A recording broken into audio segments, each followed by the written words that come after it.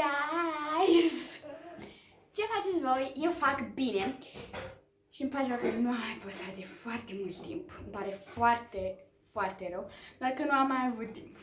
În caz trecăm peste asta, în acest video vă voi prezenta ce se află în telefonul meu. Bun.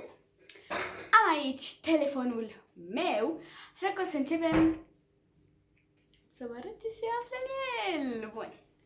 Telefonul meu este un iPhone X. Are husa aceasta, este una transparentă cu un pop socket. Îmi place foarte mult acest pop socket. Bun. Haideți să începem. Deci, când începem, vedem această poză care mie îmi place foarte, foarte mult. Este cu prințesa Stea. Mă uitam foarte mult la ea când eram mică. Bun. Ups. Așa. Aceasta este poza mea de pe fundal. Este cu un burger, pentru că ador mâncarea.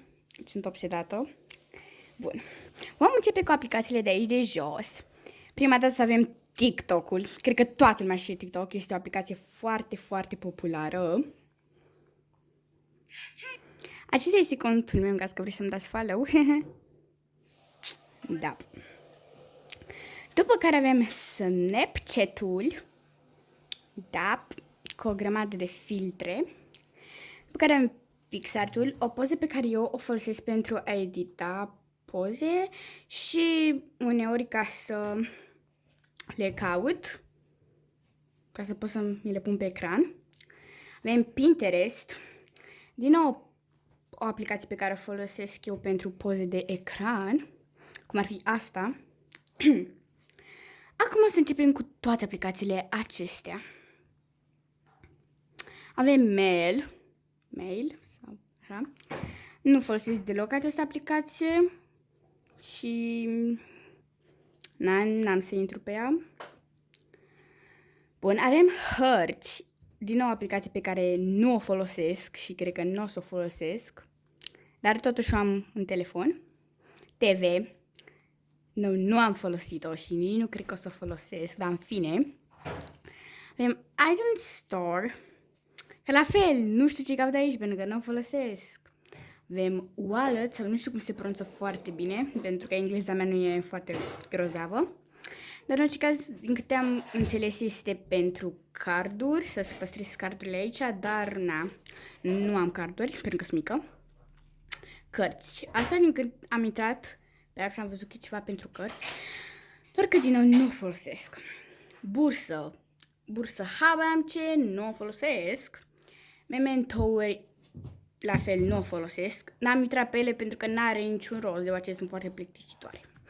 Acum un folder care este folositoare, WhatsApp, în care nu o să intru pentru că e ceva personal. Mesaje nu o să intru pentru că la fel ceva personal. Safari, toată lumea știe Safari. Eu îl folosesc foarte mult pentru Translate, pentru că de ce nu? Și pentru vedete. Avem muzică care la fel nu o folosesc.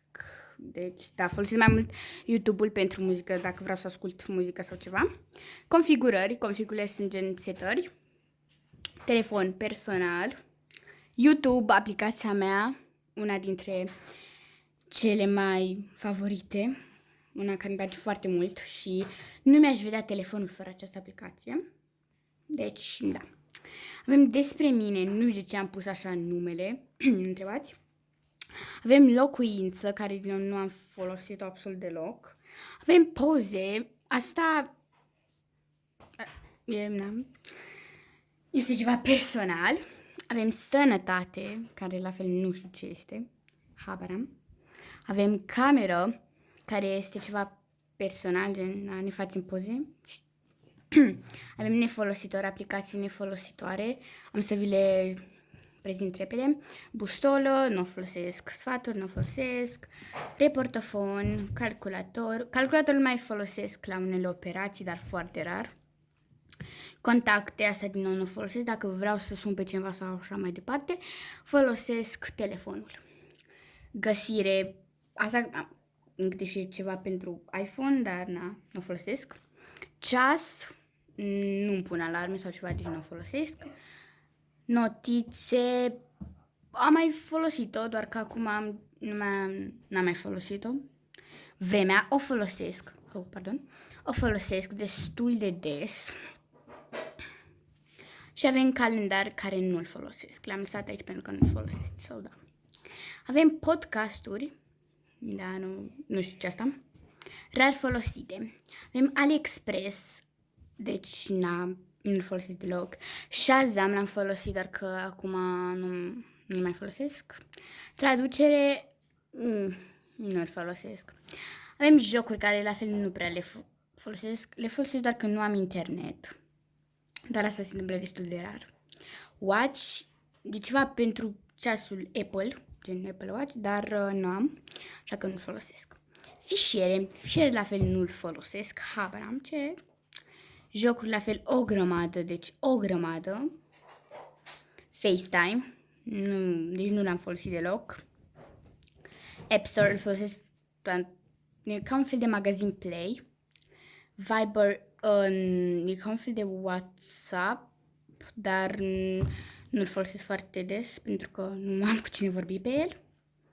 Edit. Astea sunt pentru editat. Este Zege, sau nu știu cum se pronunță. Este ceva pentru poze de ecran, doar că nu-l mai folosesc. Beauty Plus e pentru frumuseța, cred. Da, nu o folosesc. Am folosit-o, dar că la fel acum nu o mai folosesc. Aplicația asta nu știu de ce nu mai merge, pentru că asta o foloseam ca să pun emoji-uri, dar că acum nu mai mi-apare niciun emoji și nu știu de ce nu mai merge. Live College, nu știu dacă pronunț bine din nou, de fapt încă o folosesc, doar că destul de rar. Zoomerang, nu știu dacă toată lumea știe, este o aplicație în care poți să faci slow motion-uri sau dansuri, e ca un fel de TikTok, dar cu efecte. Wiz îl folosesc când mai zbor cu avionul și pentru bilete, doar că în general am biletul meu, nu prea, da? În orice caz. Telecom.ro l-am avut, gen l-am folosit, doar că nu am mers și tot am aici, dar nu-l folosesc. Scurtături, habar am ce aplicația asta nu o folosesc. Și avem aici aplicațiile pe care le folosesc sau le-am folosit pentru edit. Ăștia sunt aproape doar pentru edit, aproape. Măsurare din o aplicație care nu știu ce caut aici pentru că nu o folosesc. Ăștia au venit cu telefonul și nu le-am dezinstalat sau ceva pentru că m-am gândit că poate nu trebuie, dar deocamdată nu trebuie. Avem VideoStar pentru editarea videoclipurilor. Funimate, sau nu știu dacă pronunț bine din nou, dar nu prea-l folosesc pentru că e cu pro și poate costă bani și nu prea-l folosesc. Tempo este o aplicație tot pentru edit, dar este una mai simplă în care nu trebuie neapărat să faci tu la ele, pentru că ți le face el direct. E o aplicație mai simplă, dar e ok. Învață engleză, este pentru engleză, pentru că de ce nu? Până la urmă, trebuie să învăț și engleză. Am folosit pentru școală, doar că acum nu mai folosesc. Classroom, această aplicație a fost pentru sport, ca să pot să fac sport online, dar nu mai folosesc. Fonts, este o aplicație pentru font, gen pentru mesaje, pentru, nu știu dacă bine vrei să scrii pe WhatsApp, ai această aplicație ca să schimbe scrisul. Nu prea intru pe ea. InShot este o aplicație pentru edit, dar nu o folosesc că nu prea știu și nu prea ai ce să faci aici.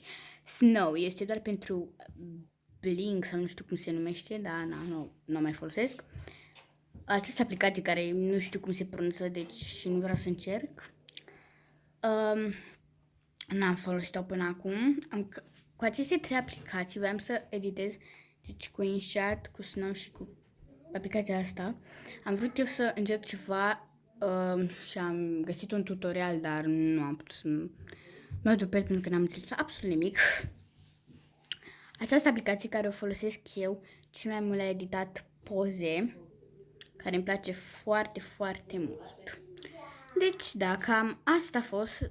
Astea sunt toate aplicațiile telefonului meu. Dacă vreți să fac și cu aplicațiile pe care le folosesc la edit și să vi le arăt și cum le folosesc și ce poze am făcut până acum cu ele, să-mi scrieți în comentarii dacă nu o să fie blocate sau ceva.